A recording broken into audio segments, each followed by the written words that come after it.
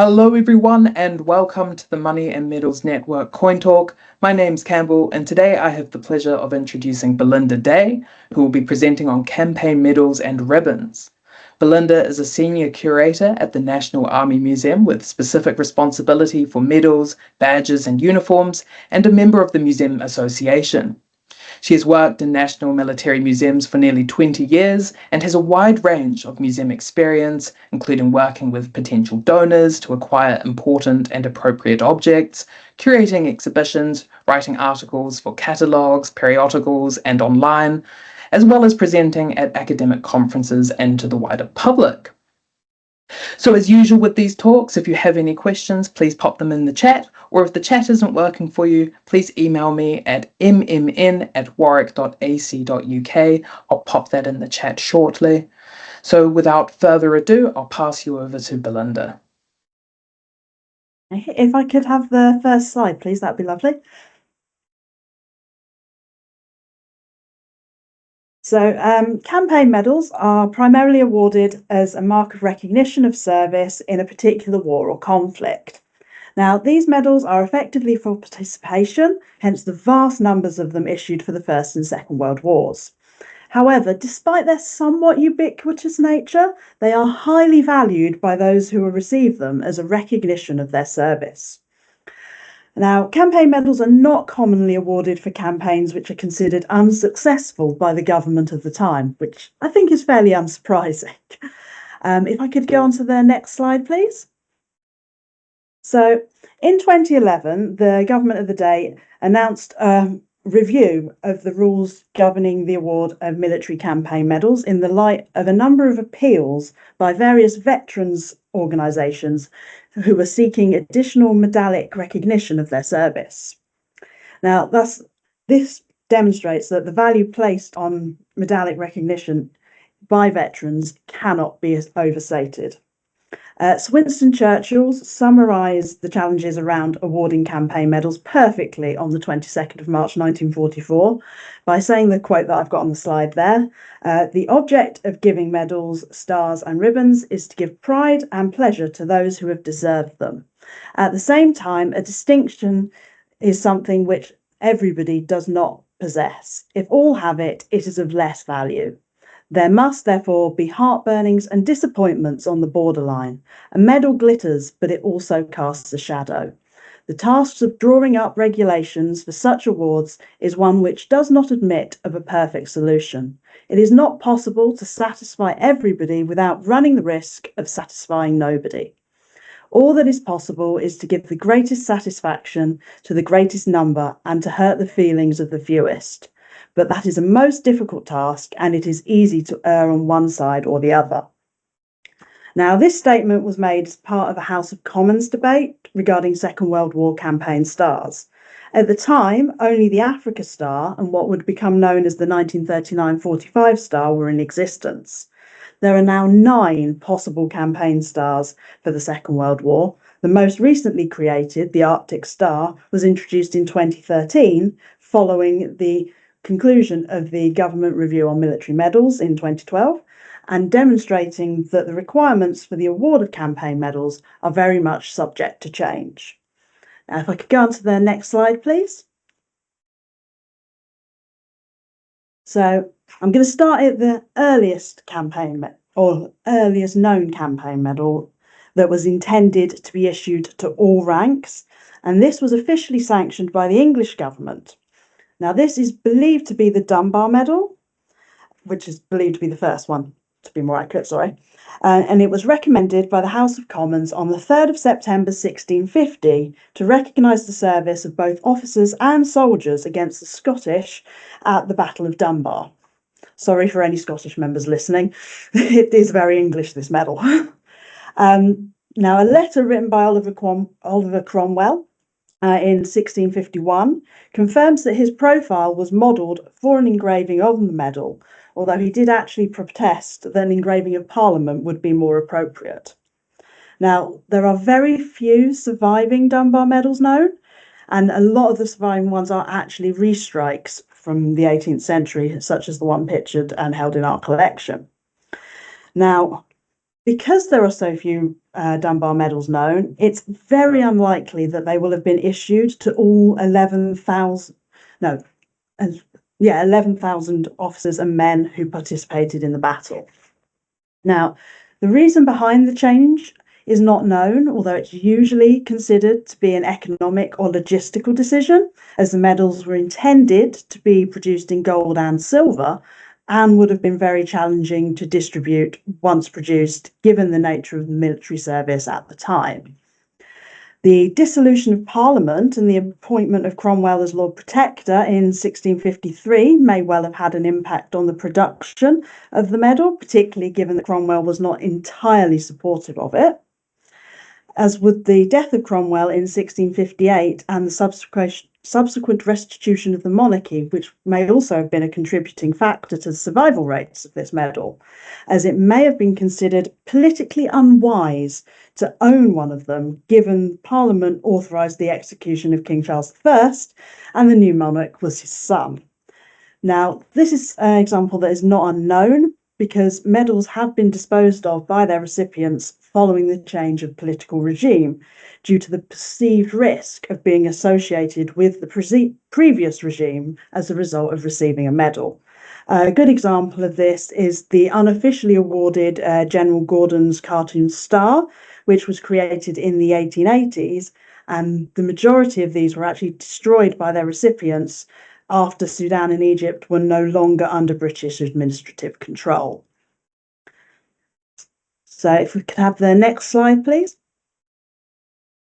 So unlike the Dunbar Medal, other earlier campaign medals, such as the royally sanctioned Cumberland Society Medal for the Battle of Culloden, created in 1746, were actually only issued to selected officers. The Cumberland Society Medal for Culloden is, however, numismatically significant, as it's the first medal known to have been authorised to be worn suspended from a riband. The ribbon in question comprises crimson and green stripes and was actually approved by King George II. One example of the medal, which is held in our collection, still retains its original ribbon, thanks to its impeccable family provenance. And for anyone who is in London or will be visiting London, it will be going on display in our Formation Gallery shortly. It's one of our more recent acquisitions, so it's a real highlight of our collection. If I could have the next slide, please. So it would not be until after the Battle of Waterloo in 1815 that a campaign medal would actually be awarded to all officers and soldiers who served in a particular conflict. The Waterloo Medal appears to have been initially suggested by the Duke of Wellington in a dispatch sent to the Commander-in-Chief, Prince Frederick, the Duke of York, on the 28th of June, 1815. Wellington and several other generals and other senior field officers had already been awarded medals for the Peninsular Wars in the form of the Army Gold Medal and the Army Gold Cross. A few senior officers had also been awarded the Maida Gold Medal at this time. Now, the Maida Gold Medal was instituted by King George III in 1808 to commemorate the first victory of the British Army against the French since the accession of Emperor Napoleon. Now, the initial announcement was published in the London Gazette on the 22nd of February 1808 and listed 13 officers who were to receive the medal, although there are actually around 20 examples which were known to have been issued. Now, this medal may, to an extent, have been a product of the long-running rivalry between the Army and the Royal Navy, as the Navy had introduced a gold medal for officers in 1795 following the glorious 1st of June, or the Fourth Battle of Ushant. We'll hear more of the Army versus Navy rivalry later. Now, the Army Gold Medal was introduced in 1810 and again only issued to officers. This medal was the first to be issued with clasps for multiple qualifying battles. The initial plan was to award a medal for each battle that qualified. However, this turned out to be very impractical, as many officers complained that wearing multiple medals was really difficult for them when riding, as their medals banged together. Now, this is particularly relevant at the time as medals were generally always worn in uniform, so they could effectively be leading a cavalry charge and their medals are bashing together on their chest. Not going to be the most comfortable thing to experience, I suspect. Now, in 1813, the Army Gold Cross was instituted for officers who had served at 4 or more of the qualifying battles for the Army Gold Medal. It would replace their Army Gold Medal, and all of these medals were suspended from the same style of ribbon, so a dark blue stripe to each side with a crimson centre. And you can see that on the slide there. This ribbon became known as the Military Ribbon of Great Britain and was subsequently used for the Waterloo Medal at the Duke of Wellington's recommendation. So if I could have the next slide, please. Now, almost 40,000 Waterloo medals were struck by the Royal Mint. Now, the Master of the Royal Mint at the time was William Wellesley Pole, who was an elder brother of the Duke of Wellington.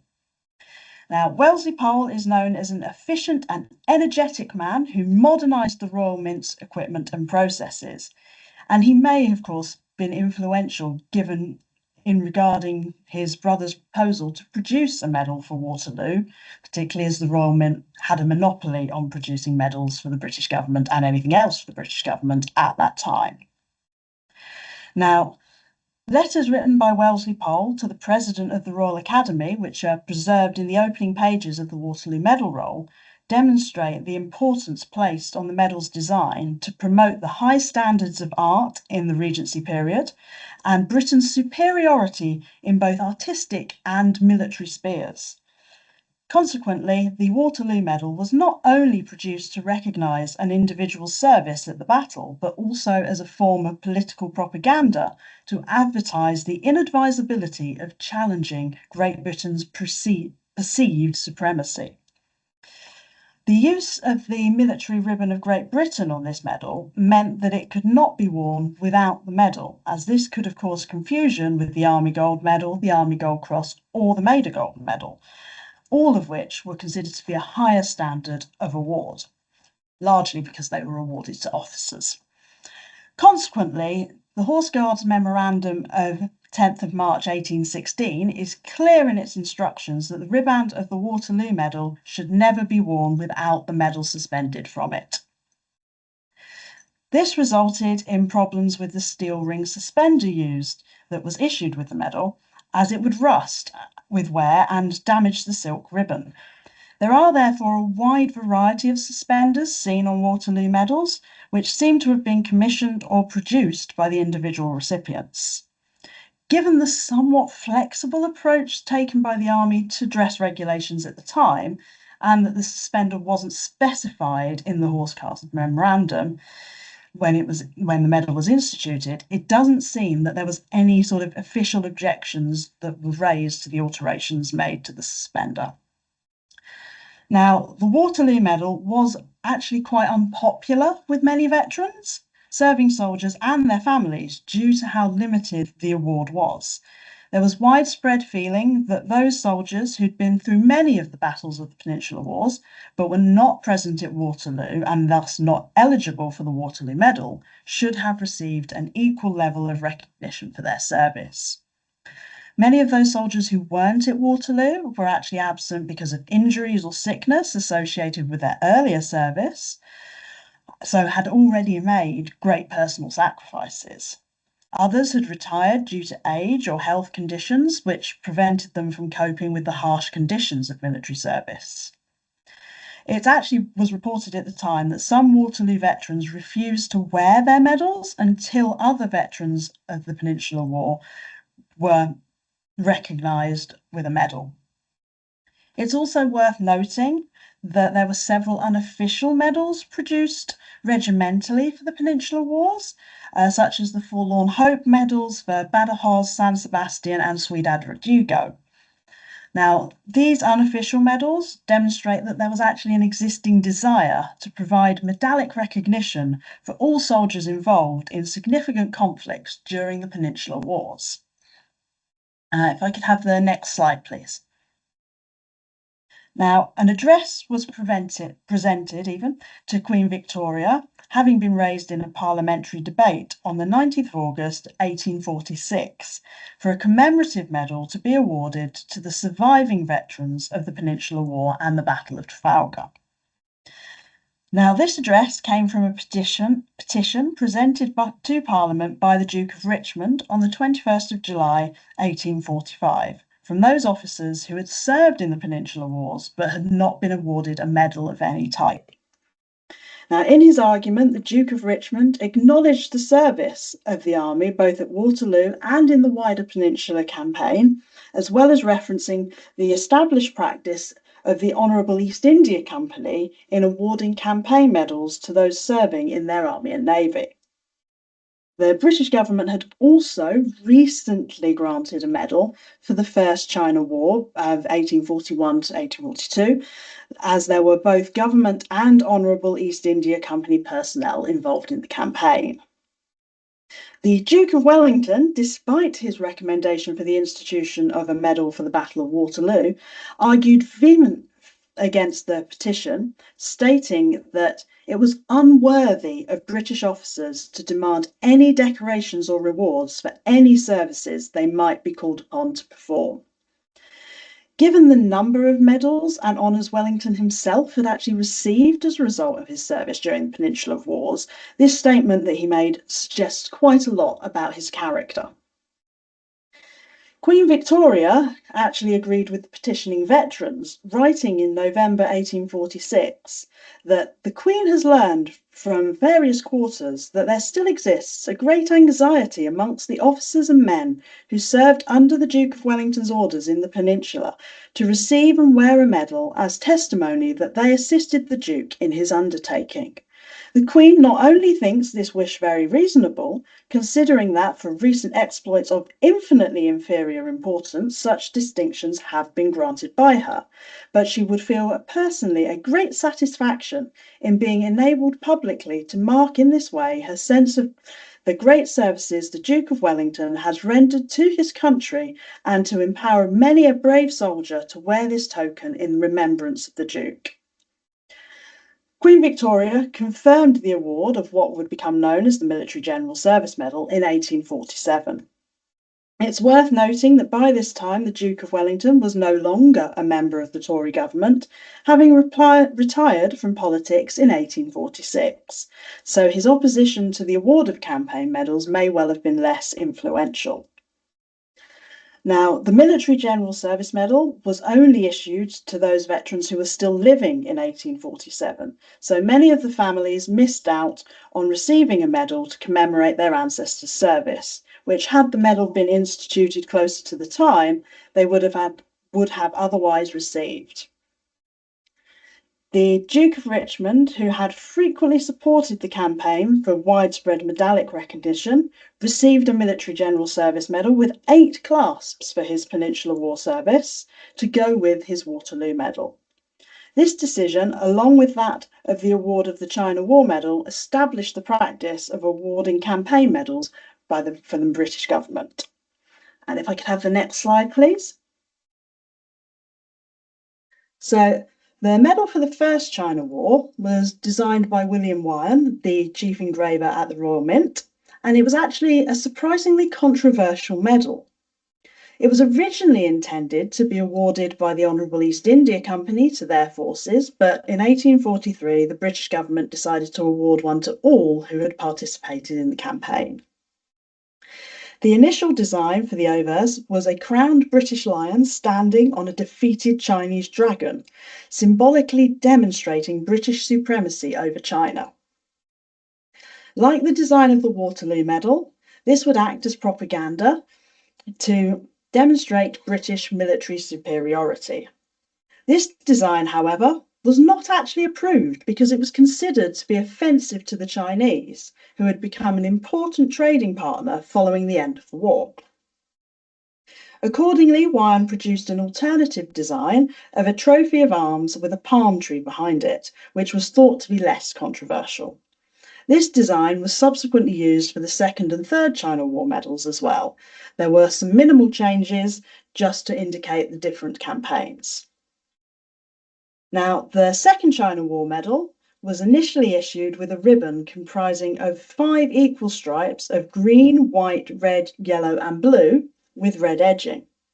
Now, very few examples of this ribbon actually appear to have survived, suggesting there weren't many medals that were issued with the ribbon, or that the ribbons were subsequently replaced with the second type of ribbon issued. The second type of ribbon was similar to that used for the first China War medal and comprised of red with yellow edging representing the national colours of both Britain and China.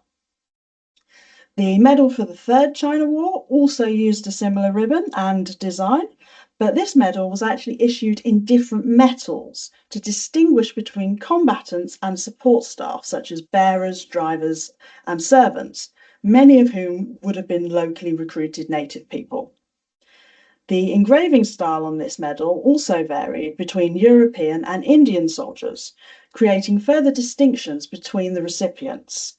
These differences could be easily interpreted as reflecting the value placed on different nationalities, but are more likely to represent the difference in risk between combatants and support staff, as well as recognising the colonial class structure in India.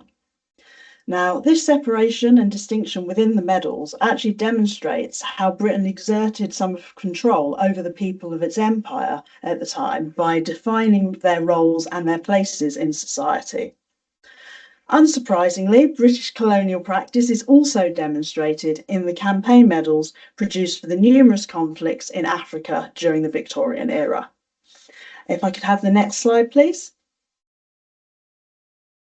So the South Africa Medal, which was authorised in 1854, was issued to the veterans of 3 separate campaigns in southern Africa, 1834 to 1835, 1846 to 1847, and 1850 to 1853. Now, this demonstrates the change in attitude to the award of campaign medals to the armed forces following the creation of the Military General Service Medal, as numerous medals were authorised for earlier campaigns, often following considerable debates in Parliament as to whether a campaign should have medallic commemoration or not. Earl Grey noted in a parliamentary debate on the 23rd of July 1849 regarding the issue of war medals that if it were given in profusion and without proper consideration of the grounds on which it was bestowed, it would very soon cease to be of any value at all. It was because they had hitherto been given in this country with so much discrimination that they possessed so much value. Now, the particular debate in which he was speaking actually regarded the extension of the award of the Military General Service Medal to veterans who had served in Egypt, which again had been raised by the Duke of Richmond. Now, the Duke of Richmond frequently acted as an advocate for veterans in looking to receive greater recognition of their service. Now, it's possible that the Duke of Richmond's military service may have influenced his position on recognition for veterans, but it's important to remember that a considerable number of politicians at the time who were both for and against the issue of campaign medals were military or naval veterans. It's also not uncommon to see letters published regarding the distribution of awards and for various campaigns in influential journals, such as a letter in the British Medical Journal, which was published on the 14th of April 1888, regarding the inconsistencies in awarding campaign medals to personnel serving on hospital ships in different campaigns, just due to the location of the ship and its proximity to the coast. Returning to the South Africa medal, the design on the reverse was a typical example of the use of symbolism to demonstrate British superiority. The kneeling lion in front of a protea bush was intended by its designer William Wyon again to demonstrate African submission to British authority. Although it is very important to note that this design does have an alternative interpretation if the lion is considered to be British rather than African. Given that these campaigns were fought against uprisings, primarily in the case of the South Africa medal by the Xhosa, Inkwika and Basotho people, I'm hoping I pronounced those right. If anybody does know better, please feel free to correct me, who were resisting British colonial rule. The interpretation of the medal as depicting a wounded British lion is both reasonable and actually quite poignant. The likelihood of this interpretation being intended during the design process is negligible, particularly given the same design was actually used on the reverse of the South Africa medal, authorised in 1879, for campaigns against the Fingo, Galika, Gaika, and Zulu peoples. The last of these campaigns was the Anglo-Zulu War, famous for the Zulu successes at the Battle of Isandlwana and the defence of Rorke's Drift. Again, this lends itself to the interpretation of a wounded British lion on the obverse of the medal, especially given the initial British losses during the Anglo-Zulu War widely shocked British society as it shattered the illusion that the British armed forces were invincible. These losses, however, were actually really important for military reform, and the Battle of Isandlwana, for example, was used extensively in military training manuals to highlight the importance of good reconnaissance and the risks of dependence on superior military technology. It's actually still used today for training in those areas. If I could have the next slide, please. Thank you. So the Ashanti Medal of 1874, however, took a very different approach to medal design and moved away from the symbolic demonstrations of British supremacy and chose to depict the difficult, often hostile terrain encountered by troops fighting in West Africa. This design by Sir Edward Poynter was challenging to produce effectively on a medal and received mixed reviews.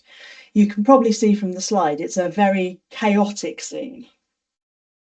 Now, Poynter was influenced by Italian High Renaissance works when designing this realistic depiction of jungle warfare. He had limited experience in producing designs for medals, which did cause some issues for him with the transfer of design into the medallic medium, basically due to its complexity and the number of low relief figures that were used. These difficulties did cause the design to be revised and created delays in production, which were inevitably not well received. The Royal Mint, however, remained committed to this unusual design, which was eventually approved by Queen Victoria and was later considered to be one of the finest designs ever used on British medals. The same design was used on the East and West Africa medal and the Central Africa medal to demonstrate the similarity between the three campaigns. Recent interpretations of this practice in the light of decolonialisation within museums have also considered that the use of the same design may be representative of a lack of value placed on these often small-scale colonial campaigns.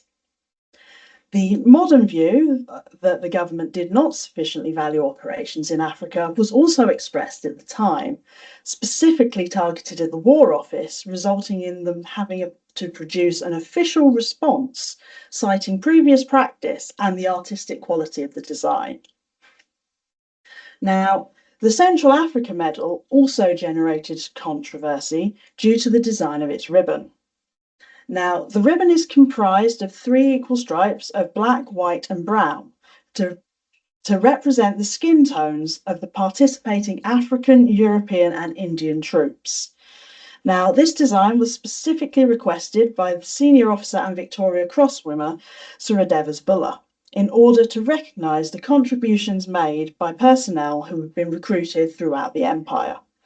Now, although this suggestion would not be considered politically correct today, it was at the time intended to be a mark of respect.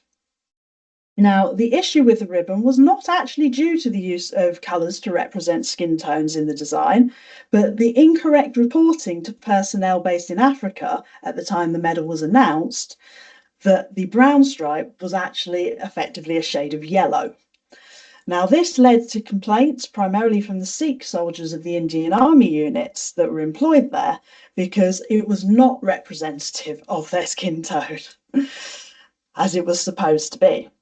Now, these complaints were actually taken very seriously because Sikh soldiers were a highly valued part of the Indian Army. They also complained about the ring suspender for the initial issue of the medal, as their other medals primarily Honourable East India Company medals, actually had a bar suspender. Thus, the Central Africa medal did not fit well with their other medals when worn. A later issue of the Central Africa medal, which you can see on the slide there, had clasp authorised for it and had to be issued with a straight bar suspender, as the clasp could not be worn with a ring suspender. Interestingly, this was actually one of the points raised by the Sikh soldiers in their complaints against it. They also raised issues regarding the lack of naming on the initially issued examples of this medal. So receiving a campaign medal that is inscribed with the recipient's name either on the rim or the reverse is something that's still highly valued by soldiers and their families today. Although in this case, the unnamed medals were actually issued to prevent soldiers returning to India without a medal for their service and were intended to be engraved later at the Calcutta Mint. The reasoning behind this idea was that if the soldiers returned home without a medal, it would have a negative effect on recruitment. Now, recruitment of both Indian and African personnel was a serious concern during the 1890s, as delays in the issue of the Central Africa Medal and the subsequently issued Eastern Central Africa Medal and the Africa General Service Medal were all raised as problematic in correspondence sent to the Foreign Office, particularly regarding African personnel, as once they had left the army, it was very difficult for the colonial administration to trace them and issue a medal. Spelling errors in the recipients' names and other issues on the various medal rolls often contributed to these delays, but it does not seem to have been raised as a concern by the commanders in Africa.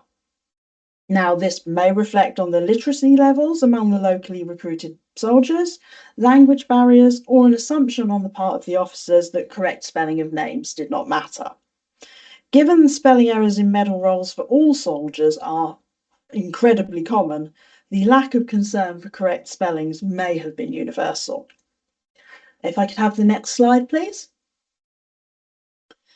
Now, the Boer War sees the largest issue of campaign medals in the 19th century, with around 250,000 Queen South Africa medals being awarded, with 26 possible clasps that could be attached to them. This is the beginning of the mass medal awards for campaigns and demonstrates a significant increase in the importance placed upon public opinion regarding medal design than had been recognised previously. The Queen South Africa medal had multiple design changes as the Boer War lasted considerably longer than the British government had anticipated.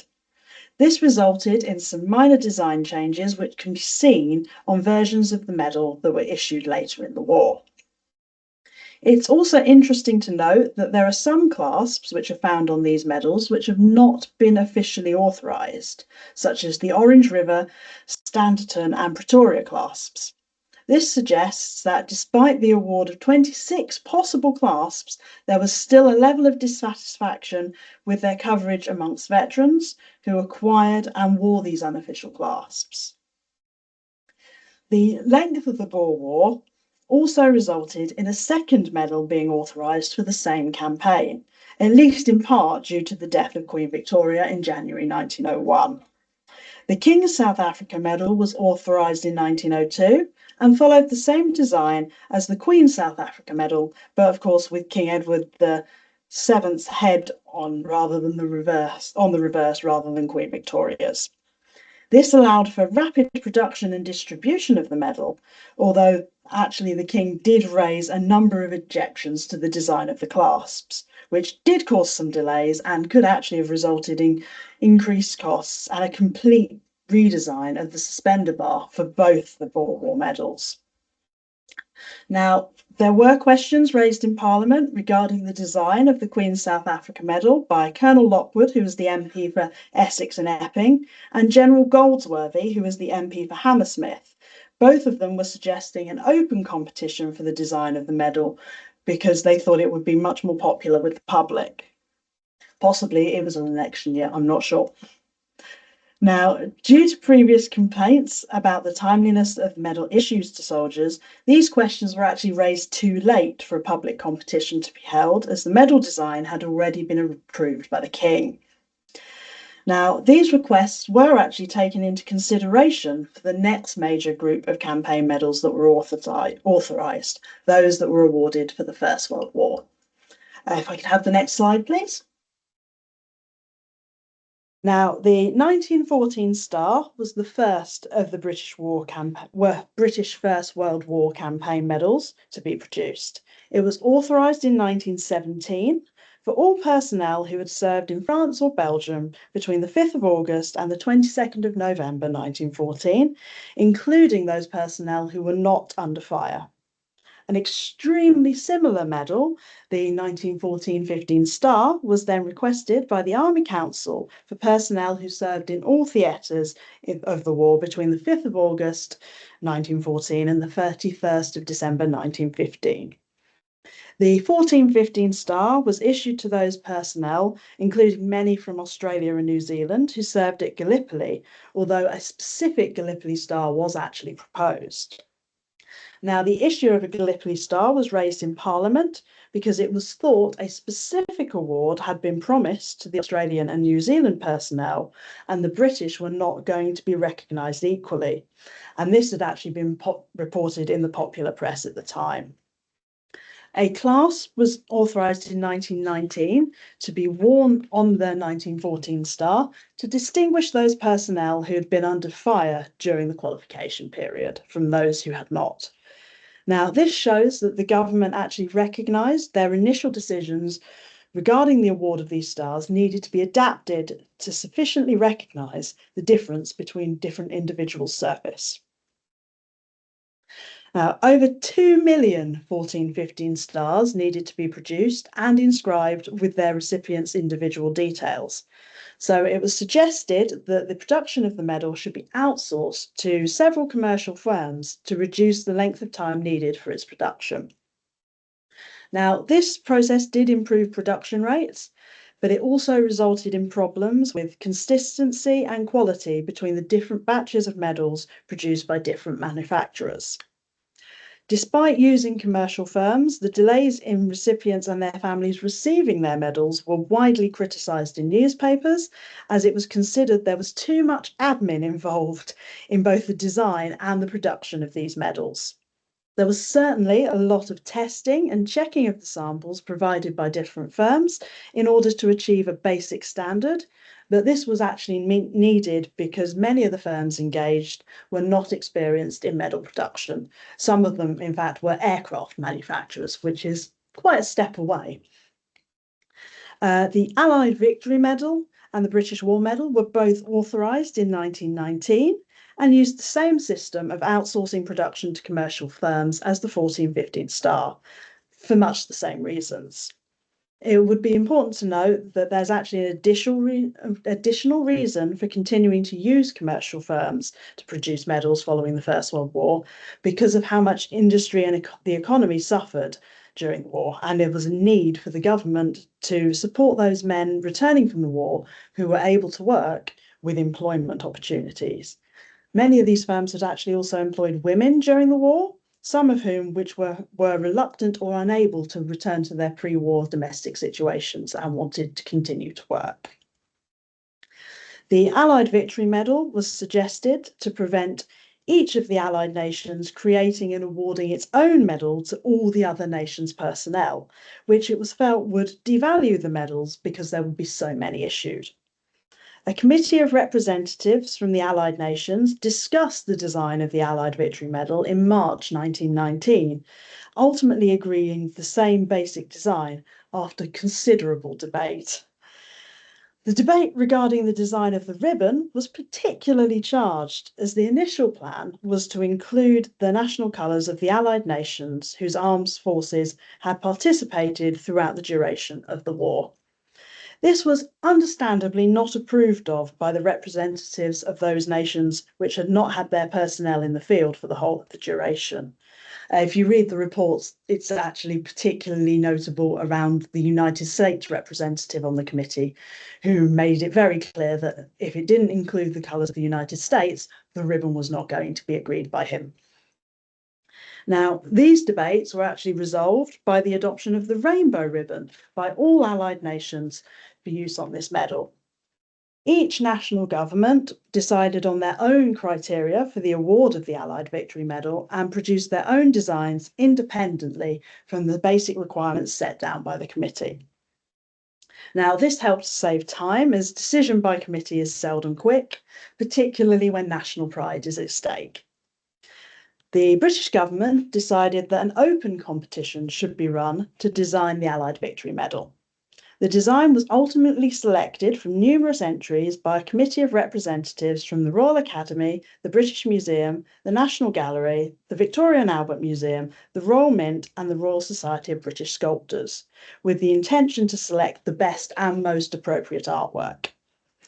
The open competition was structured in such a manner that it would discourage individuals who are not experienced artists with an understanding of medal design from entering, as it required the production of plaster models, not just drawings.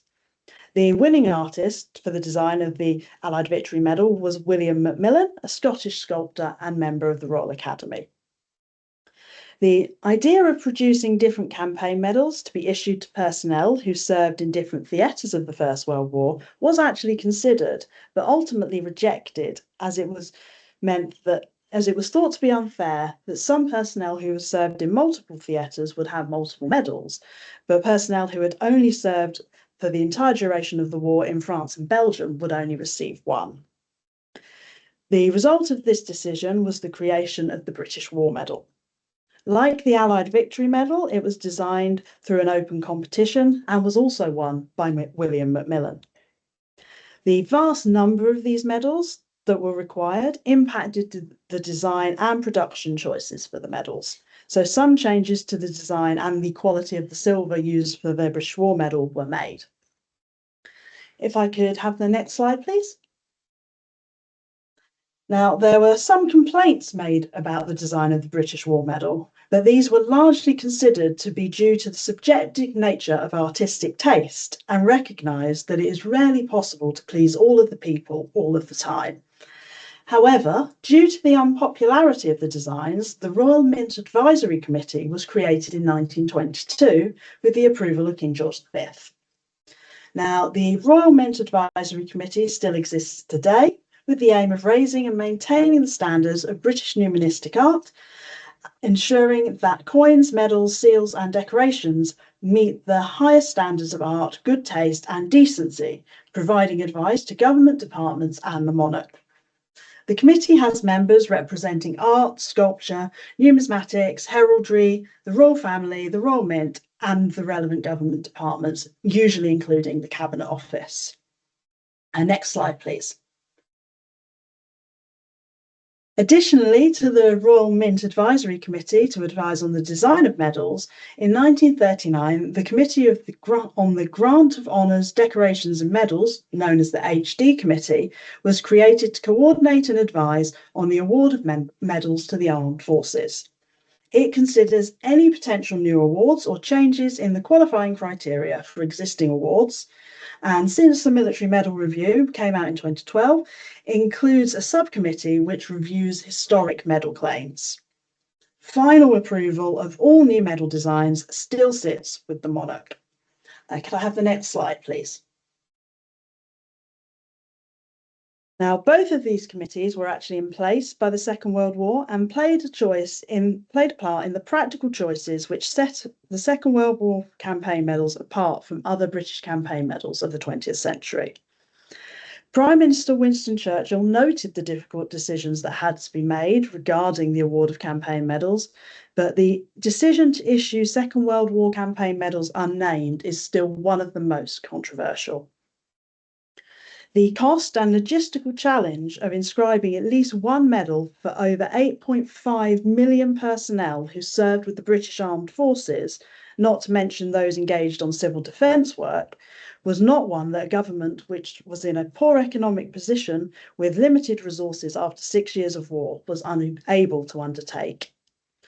Despite ongoing rationing demonstrating the lack of resources available in Britain, the announcement that the Second World War campaign medals would not be named caused great distress. The issue was raised in the House of Lords and at least 7 times at the annual conference of the British Legion.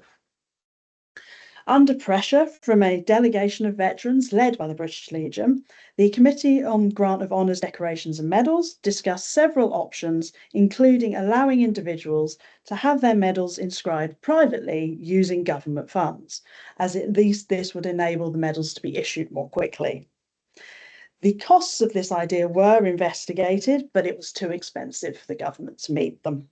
It was finally agreed that recipients could have their medals inscribed privately at their own cost, should they wish to do so. Now, even without inscribing the medals, most Second World War personnel did not start receiving their awards until 1948 to 49, which unsurprisingly resulted in widespread dissatisfaction. Many personnel had been discharged by this time, as they were only serving for the duration of the war, and as such had to apply independently to receive their medals. Unfortunately, the system for doing this was not effectively communicated or clear to those individuals entitled to claim medals, so many people did not apply for them. Claims for Second World War campaign medals are still being made today. Now, some of the 8 original campaign stars authorised for the Second World War were actually under consideration while the war was still ongoing, and this resulted in several changes to their qualifying criteria as the war progressed. Clasps were added to stars to commemorate service in particular units, such as the 8th Army clasp worn on the Africa Star, or events such as the Battle of Britain clasp, which is worn on the 3945 Star. These clasps were introduced based on the perceived importance of the contributions made by those who served in those units or events to the eventual outcome of the war. Later changes to the qualifying criteria reduced the length of time that an individual needed to have served in a particular theatre significantly, sometimes in some cases down to 1 day, and this widened the number of personnel who were eligible for each of the campaign stars. These changes were published in 1946, so although changes to the campaign stars of the Second World War have been made more recently, notably the introduction of the Arctic Star and the Bomber Command clasp in 2013. All of the Second World War campaign stars were designed by staff at the Royal Mint and feature the imperial cipher of King George VI. The choice to use the imperial cipher was deliberate, as these medals would be awarded to Indian personnel, and it was thought that to use the royal cipher would not be inclusive of them.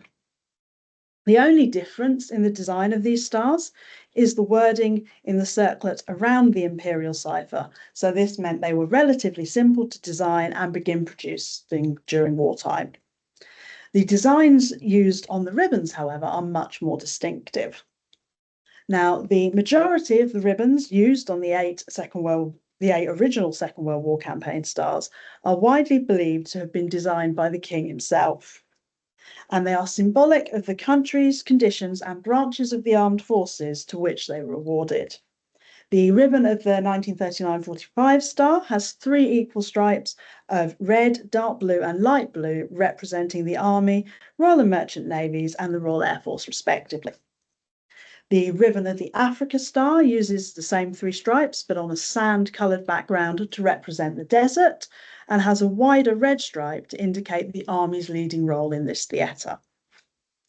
The Arctic Star, introduced in 2013, follows the pattern of the original 8 stars, and its ribbon features equal pale blue, dark blue, and red stripes representing the 3 services, and a central white stripe to represent the icy conditions experienced by the eligible personnel.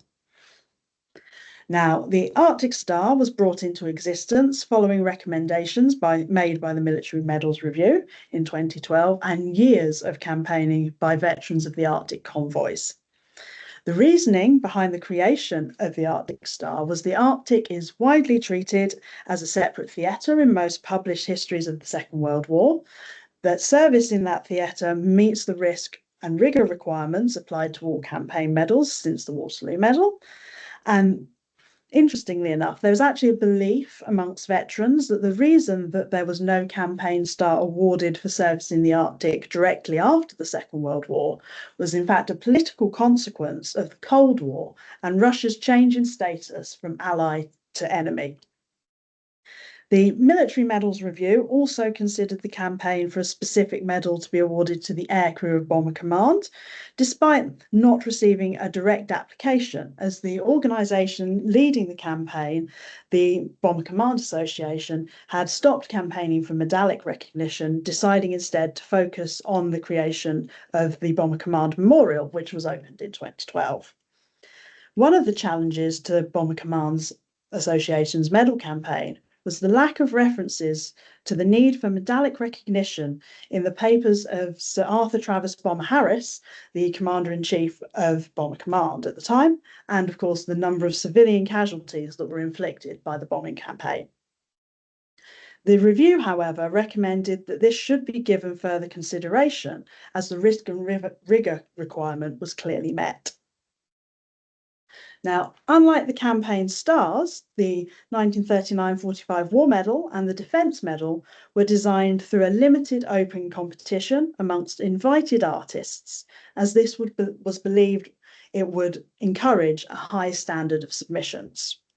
Although a member of the public did write several letters of complaint, as the conditions laid out in the guidelines made it impossible for him to enter his designs, as he was not able to afford to get plaster casts made of them.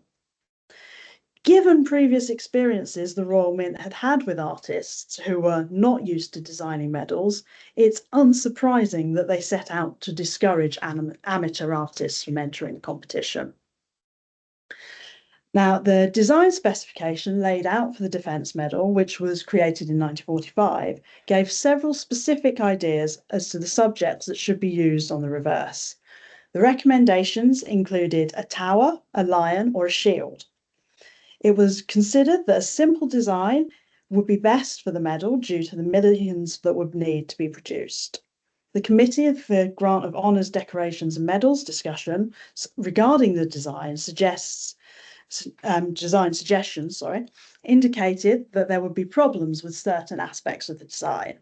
The Dominion's office, for example, was quick to point out that any design specifically associated with the British Isles, such as Britannia, should not be used, as it would not be inclusive of all the personnel who'd served in the British Armed Forces as they were drawn from throughout the world. The Air Ministry also raised a concern regarding the award of the Defence Medal to RAF ground crews, because they felt a medal focused on defence would not be well received by ground crews, because although they were serving at bases in the UK, they were engaged in supporting both defensive and offensive roles. Eventually, 15 designs were submitted to the competition from the pool of artists who were notified about it. Limiting the distribution of the competition did not prevent people who were not recognised artists offering designs or opinions regarding the Defence Medal. It was suggested by a member of the public that the medal should not be made of silver, but out of bomb metal. However, it was never intended to be made of silver in the first place, but cupro-nickel for the economic reasons. The suggestion to use bomb metal did have a precedent in the form of the Victoria Cross, which officially is cast from captured cannons from the Crimean War. Consequently, the Royal Mint did actually investigate the idea of using bomb metal, but its inconsistent composition would not have been suitable for mass production, and it wasn't considered possible to acquire enough to actually produce the number of medals required. The experience of Hancock's, who produced the Victoria Cross, with using cannon metal to make the VC, suggested that this approach would be inadvisable. The War Medal was also designed through an open competition, although the initial preference had been to canvas designs from those artists who had submitted the best designs for the Defence Medal. It was specified in the design brief that it could not be similar to the design used on the Defence Medal, which had not actually been decided at the time the brief was issued. So that was an interesting challenge for people to meet. But the design was able to feature the figure of victory, as there was not going to be a victory medal for the war. Some members of the Committee of the Grant of Honours, Decorations and Medals did feel that victory had been overused on medals and were less enthusiastic about the use of the figure of victory on another medal. In the end, 225 designs were submitted to the Royal Mint Advisory Committee for the 1939-45 War Medal, but only 5 were sent on to the Committee for the Grant of Honours, Decorations and Medals. None of these designs met with complete approval, but ultimately a design featuring a British lion standing on a defeated double-headed dragon was produced by Edward Carter Preston.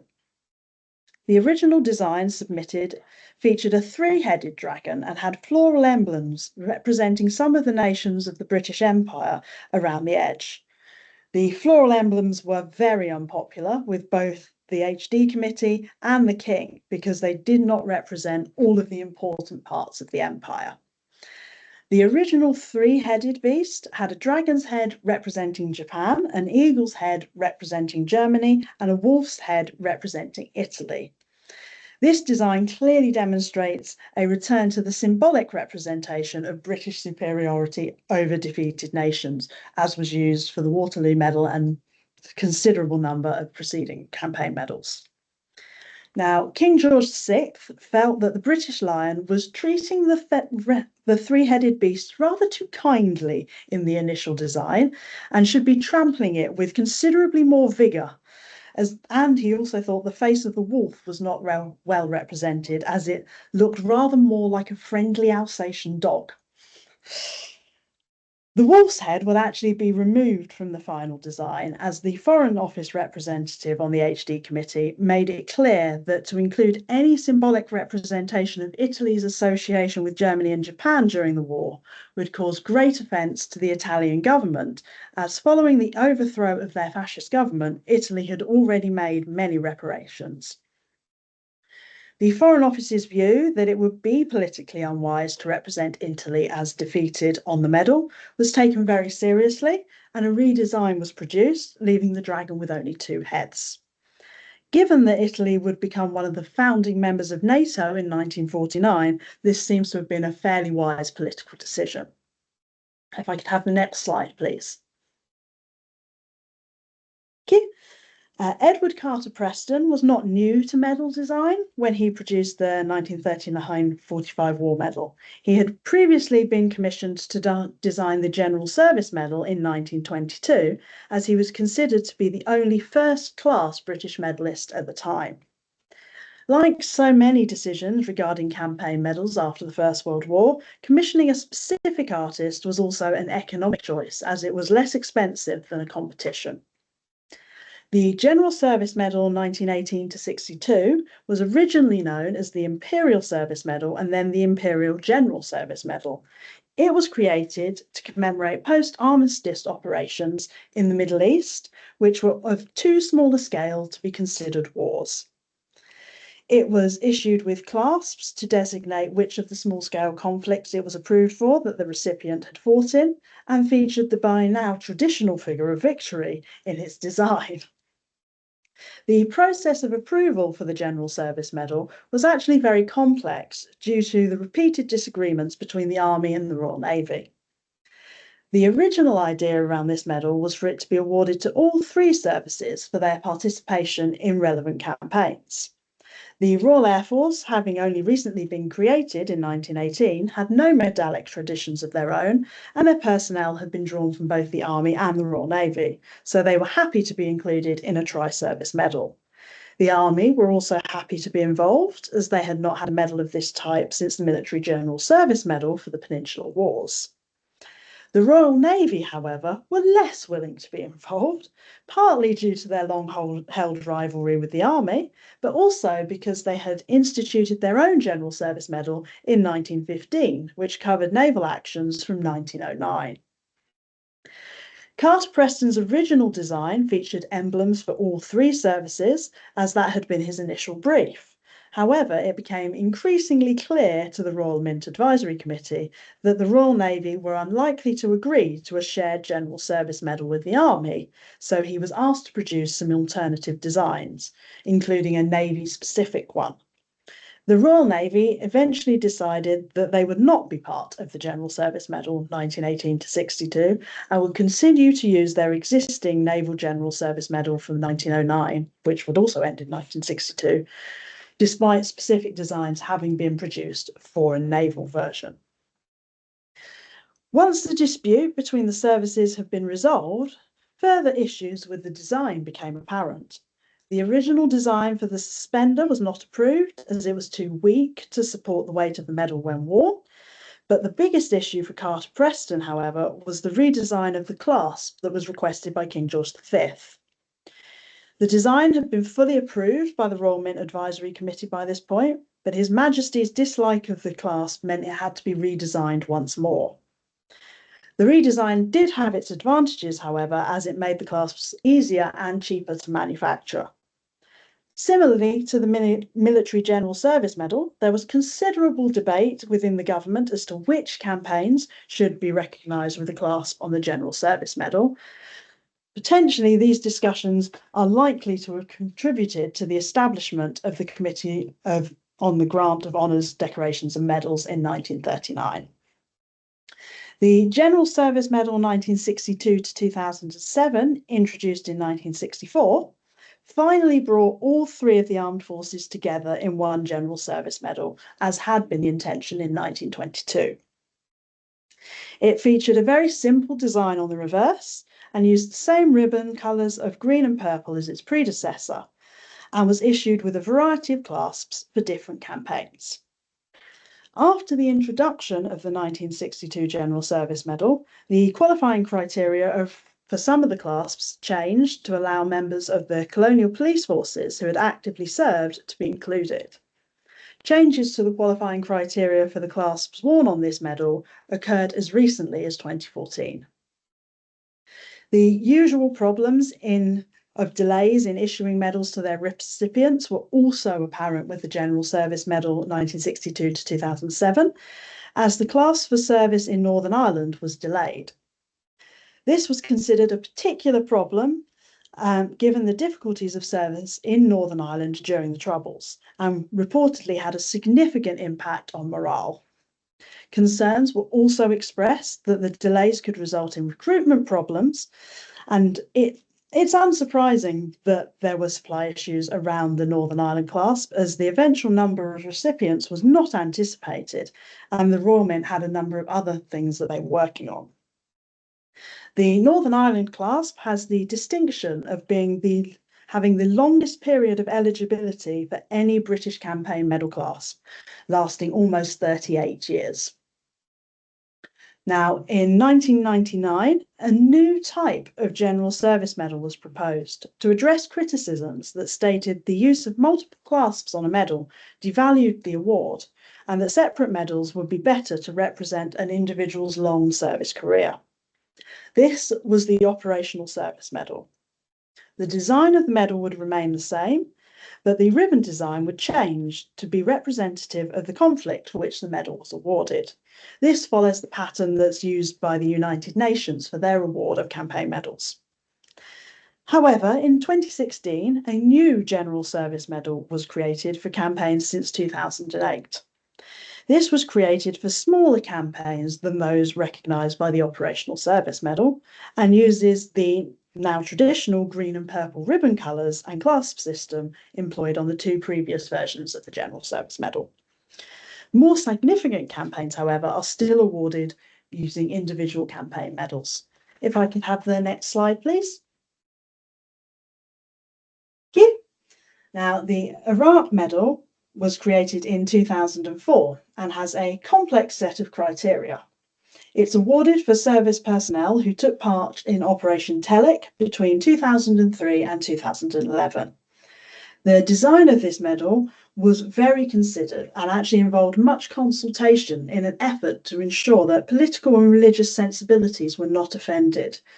The Iraq Medal was designed by Christopher Lawrence and features a Lamassow figure inspired by Assyrian culture. The Royal Mint Advisory Committee selected the design from 5 different versions, but required several changes to be made to the initial drawings that were incorporated in the final design.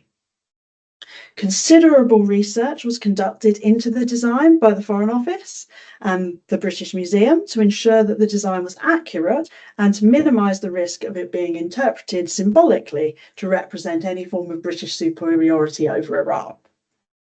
This determination to avoid a symbolic representation of British superiority is a marked change from how many of British campaign medals have been used since the Battle of Waterloo.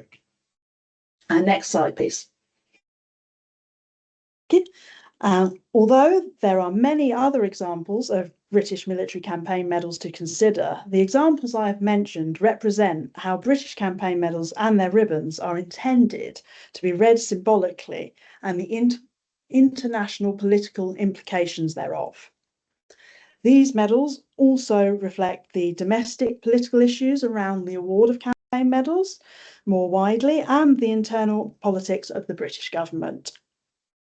Despite the Military Medals Review stating that medals are not political, politics has clearly been taken into account on many occasions at a variety of levels. These medals also demonstrate, as does the Military Medals Review itself, that the views on medal awards to the armed forces are widely shaped by the opinions of veterans themselves, and therefore are likely always to be open to revision as circumstances change with time. Okay, last slide, please. Thank you. So please do let me know if you have any questions. Wow, thank you so much, Belinda. That was such a thorough talk, and I as a coin boy, certainly learned a lot. If you have any questions, please post them in the chat. I know we've had one already, and I have a couple of my own. Okay. So Peter asks, are there recognizable minor variations in the design on medals struck by the various outside commercial firms, e.g. in the case of World War I, or subsequent medals?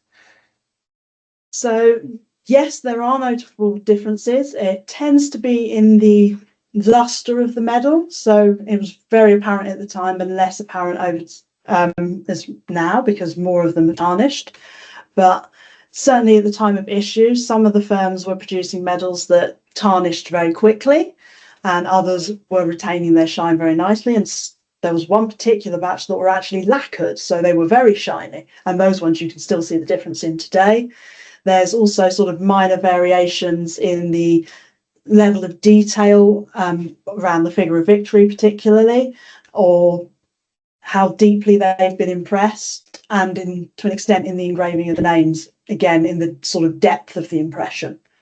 And some of them are a little bit narrower in terms of their diameter or their depth than others.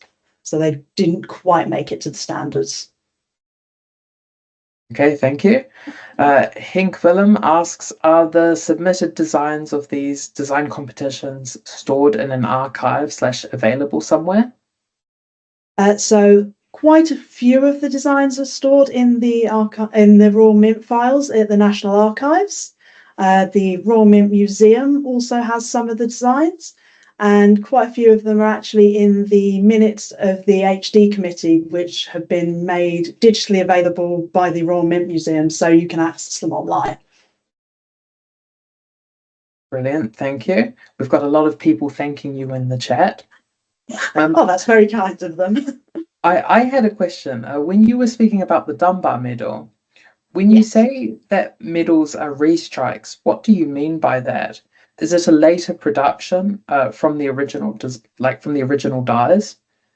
Yes. So with regards to the Dunbar medal, the original dies seem to have turned up in a house owned by one of Cromwell's descendants.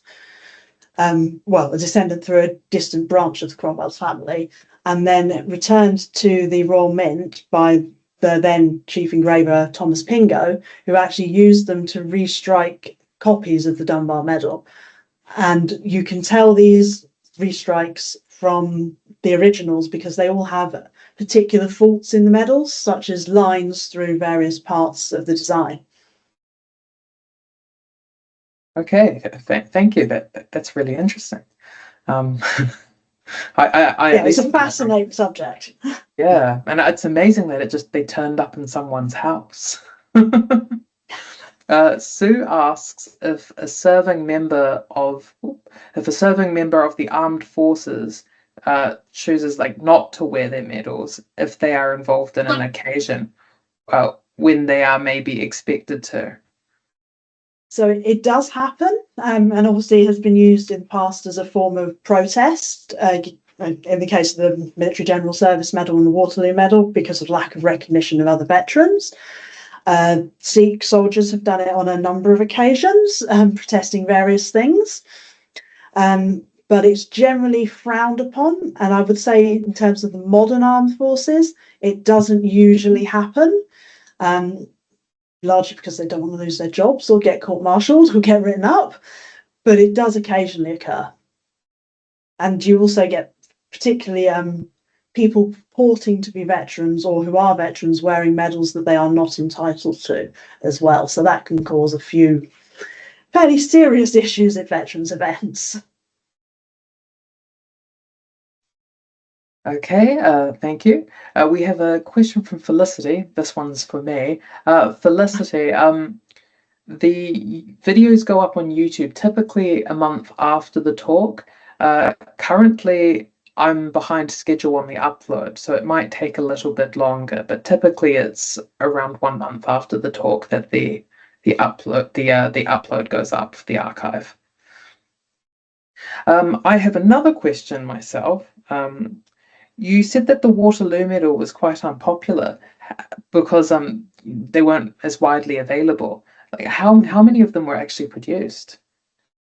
So around 40,000 Waterloo medals were produced by the Royal Mint initially. So quite a few, but that didn't cover anything like the number of people who had served in the Peninsular Wars, which is why it was so unpopular, because veterans were getting a Waterloo medal and seeing that their mate who just hadn't made it to Waterloo because he'd had his leg shot off or lost it to gangrene or something, had missed out. And that really upset the veteran community because, particularly for the army, its service is very much about being part of a family. We often talk about the army family here, and it's the sort of it is a family level of bond between service personnel, even if they've not actually met each other.